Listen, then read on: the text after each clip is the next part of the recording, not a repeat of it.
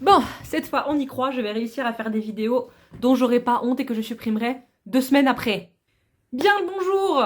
Cela fait extrêmement longtemps que je veux faire des vidéos sur la cause qui me tient le plus à cœur au monde, j'ai nommé la cause animale. J'ai déjà essayé plein de fois, sauf qu'avec mon éternel manque de confiance et ma timidité, je l'ai supprimé à chaque fois quelques jours plus tard par honte, mais cette fois on y croit, ça va bien se passer. Je vous demande pardon. Comment Ça vous va bien se parlez? passer, madame, vous allez voir. J'ai choisi de commencer à refaire ce genre de vidéo par une vidéo que j'avais déjà faite à l'époque, mais du coup, vu que je l'ai supprimée, bah je l'ai plus. Donc du coup, autant la remettre pour refaire les choses correctement. En gros, ça va être une vidéo sur mon expérience, pourquoi je suis devenue végétarienne, pourquoi je suis en train de devenir végane, les différents régimes alimentaires, pourquoi les avoir, etc., etc. Déjà, on va se mettre d'accord sur une chose directement, je ne suis pas ici pour vous dire que vous êtes des sales merdes parce que vous mangez encore de la viande. Il y a des personnes que je juge être des gros cons, mais ça va plutôt être les chasseurs, mais on en reparlera un autre jour. Bref, on va commencer par le début. Le premier régime alimentaire qui va en faveur des animaux, c'est être flexitarien. Alors, c'est pas toujours apprécié parce que c'est pas ultra précis. Ça signifie en gros qu'on diminue notre consommation, sauf que par exemple, quelqu'un qui en mangeait tous les jours et qui au final ne mange plus qu'une fois par semaine peut se dire flexitarien. Mais quelqu'un qui n'en mange plus qu'une fois par mois peut se dire flexitarien aussi. Donc du coup, on sait jamais comment jauger ce que ça veut dire quand quelqu'un va nous dire qu'il est flexitarien, si ça veut dire qu'il en mange une fois par an, une fois par mois, une fois par semaine, bref, on s'en fout. Mais personnellement, je fais partie de ces personnes qui encouragent toujours les moindres efforts. Admettons, vous mangez un steak par jour. Je vous jure qu'il y a des gens qui font ça. Si vous en mangez plus qu'un par semaine, ça fait 6 de moins par semaine. Donc rien que par mois, on arrive à 24. Donc en termes d'écologie, c'est déjà incroyable. Chacun va à son rythme, donc c'est ok. À la suite de ça, on a donc le régime le plus connu et le plus commun entre guillemets, c'est le fait d'être végétarien. Végétarien signifie que l'on ne mange pas d'animaux morts, donc pas de viande et pas de poisson. Parce que j'en ai... Alors ça va être un mini coup de gueule, mais les gens, en restaurant, en boulangerie, en Subway, quand je débarque et que je dis bonjour, vous avez quoi en végétarien et qui me balance, bah on a ce sandwich là au thon. Non! Parce que il y a des gens qui ne mangent pas de viande mais qui mangent du poisson, mais ça c'est pas être végétarien, c'est être pesco-végétarien. C'est pas la même chose.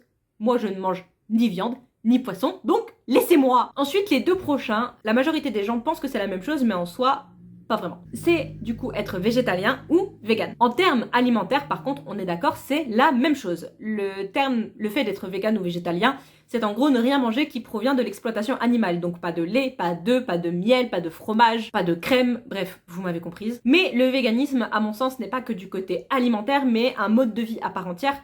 Par exemple, que ce soit au niveau des vêtements, que ce soit au niveau des cosmétiques, au niveau des endroits qu'on fréquente ou non, et même, à mon sens, à un mode de pensée, parce que le fait d'être végétalien, ça peut être uniquement du côté alimentaire et pas tant pour les animaux. Alors moi, je trouve ça incroyable, des gens qui peuvent être végétaliens, mais que c'est pas pour les animaux, mais bon, bref, vous faites ce que vous voulez, que le fait d'être vegan, c'est que vraiment, c'est pour les animaux. Ça peut pas être pour autre chose, c'est pas possible. Maintenant, on va parler de moi. J'ai toujours su au fond de moi qu'un jour je serais au minimum végétarienne, mais pendant plusieurs années ça a été quand même assez compliqué. Chez moi, la nourriture ça a toujours été quelque chose qui était quand même assez particulier, sans rentrer trop dans les détails.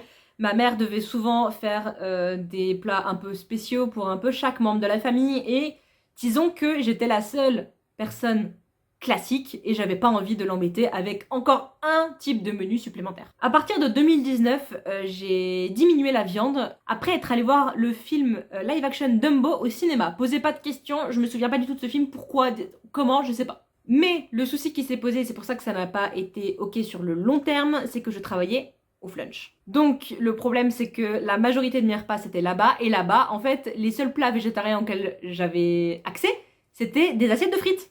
Voilà, donc en fait j'étais claquée très vite, et avec le rythme de travail que j'avais, c'était pas possible. Donc à ce moment-là, je me suis dit, pour l'instant tu ne peux pas être végétarienne, mais dès que ton environnement te le permettra, let's go. L'année d'après, j'ai changé de boulot, et j'ai emménagé avec la personne avec qui j'étais à cette époque-là, parce que quand j'étais au flunch, du coup je vivais encore chez mes parents en plus. Donc en plus de mon travail, bah ma mère je voulais pas lui imposer quoi que ce soit, donc du coup je mangeais vraiment en fait juste les accompagnements, c'est-à-dire que si elle faisait, je sais pas... des nuggets de poulet et des pâtes, bah je mangeais que les pâtes. Mais du coup, bah oui, forcément t'es claqué, meuf. Tu manges que des frites et des pâtes. Tu m'étonnes que t'es claqué. Donc bref, j'ai emménagé avec la personne avec qui j'étais à l'époque, qui elle aussi mangeait très peu de viande, donc du coup, au bout d'un moment, je lui ai dit, bah est-ce que ça te tente qu'en fait on n'en mange plus du tout. La viande, pour être honnête, je n'ai eu aucun mal à arrêter. Vraiment, du jour au lendemain, il n'y a pas eu le moindre problème. Au point que, j'ai une petite anecdote à vous raconter, je crois que c'était du coup 1 an après être devenue végétarienne. J'étais dans une grosse galerie marchande près de où j'habitais avant. Il y avait plein de stands pour Noël, etc. Les stands de bouffe classiques et tout. Et à un moment, on passe dans une allée et il y a une odeur, mais horrible. Horrible, j'ai cru que j'allais me mettre à vomir, c'était affreux, j'ai eu des nausées qui me sont remontées, c'était terrible. Et vraiment, j'avais regardé mon ex et je l'ai regardé et je me suis dit, mais qu'est-ce que c'est que cette odeur horrible? Et littéralement 30 secondes plus tard, elle fait, oh punaise, il y a du saucisson, oh fait chier, ça me donne la dalle. Et là je me suis dit d'accord, donc en fait maintenant, l'odeur de la charcuterie te donne envie de vomir. Le poisson, du coup, ça a été un peu plus compliqué au début, enfin le poisson, le saumon fumé, c'était mon gros point faible, mais maintenant, merci Seigneur, il y a des versions véganes et vraiment, pépite. Au tout début, le fait d'être végétarienne, c'était des efforts et en fait, avec le temps, de manière générale, c'est devenu beaucoup plus naturel. Je savais dès le début que mon but n'était pas de m'arrêter là, mais d'aller vers le véganisme de façon progressive. Parce que oui, je ne l'ai pas précisé parce que je suis une abrutie, mais je suis devenue végétarienne fin 2020. Donc ça va faire 4 ans. Comme je me dirigeais lentement mais sûrement, j'ai décidé déjà d'instaurer des petites choses, notamment le fait de ne plus du tout acheter de lait de vache, parce que j'en buvais beaucoup, surtout étant plus jeune, j'avais vraiment mon cacao tous les matins. Donc j'ai dit maintenant ça suffit, dans tous les cas un jour tu arrêteras, donc tu vas commencer dès maintenant, tu ne bois plus cette merde, tu vas commencer des laits végétaux. Sauf que à cette époque-là, parce que vraiment j'ai pas de chance, j'avais une grosse allergie au soja, donc je ne pouvais pas acheter de lait de soja, il fallait que je me tourne vers le reste. Alors pourquoi je dis j'avais, c'est parce qu'aujourd'hui mon allergie a beaucoup baissé, je consomme toujours pas de lait de soja ou quoi que ce soit parce que j'ai trouvé mon fave et c'est pas le lait de soja, mais je peux manger des substituts végés où il y a du soja à l'intérieur et ça me fait rien. Du coup, le premier lait végétal que j'ai tenté, c'était l'amande. C'était pas un super choix parce que ça a quand même un peu un goût prononcé et du coup, j'ai pas trop aimé. Et après, je me suis dirigée vers mon best bro, c'est-à-dire le lait d'avoine. Qu'est-ce que je ferais sans le lait d'avoine aujourd'hui, je vous le demande. En ce qui concerne le fromage, je dirais à partir de 2021-2022 environ, j'ai commencé du coup dans les supermarchés où j'allais à voir les faux râpés vegan, les faux fromages, etc. Donc les râpés vegan, vraiment j'en ai dans mon frigo, mais tout le temps, je ne peux plus m'en passer. Et les faux fromages, alors clairement, j'en ai pas trouvé énormément que j'ai aimé. Il y en a énormément que j'ai goûté, j'ai dit c'est dégueulasse, et j'ai pas pu le finir. Mais j'ai trouvé mon petit fave, je vais vous le chercher. Alors c'est la version à les fines herbes, mais il y a une version normale entre guillemets, et les deux sont absolument incroyables. Je vous surconseille, vraiment c'est mon préféré, je les conseille à tout le monde, j'ai encore trouvé personne qui m'a dit non c'est pas bon. Voilà. Et en ce qui concerne les œufs, alors là maintenant, surtout que j'habite seule, vraiment, j'en achète pas du tout. Mais quand il m'arrivait d'en acheter encore, j'achetais que des œufs, en gros c'était la ferme du coin, genre du coup comme ça je savais un minimum que c'était pas vraiment les grosses usines ou quoi que ce soit. J'en achetais très rarement, mais au moins c'était un peu plus clean.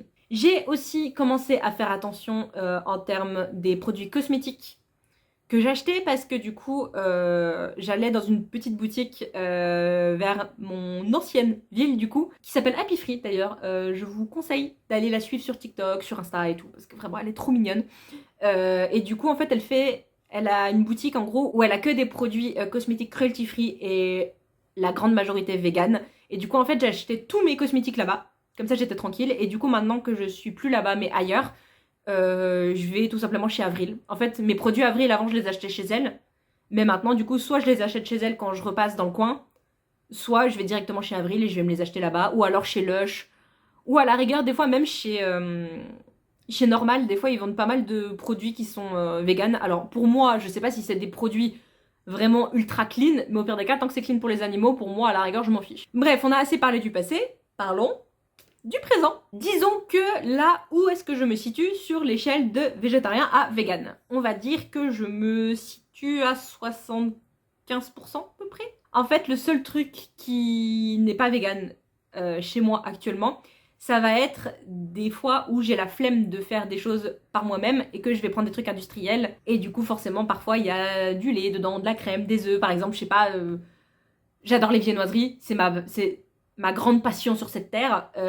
Et j'ai pas toujours envie de payer les pains au chocolat vegan où t'en as 4 pour 5 balles dedans.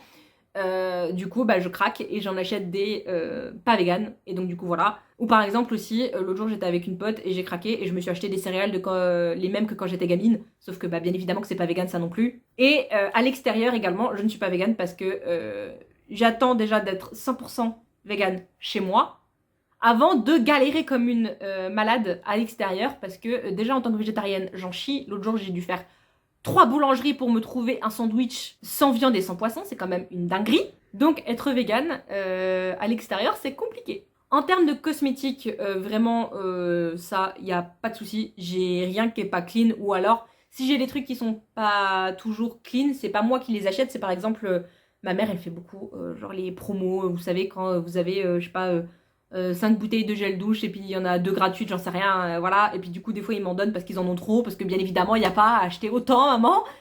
Mais du coup, je juge que c'est pas moi qui l'ai acheté, donc c'est moins grave. Et pareil, des fois, j'ai des produits qui sont pas cruelty-free ou vegan parce que c'est des trucs que j'ai achetés par exemple il y a 1 an ou 2 ans où je faisais moins attention que maintenant.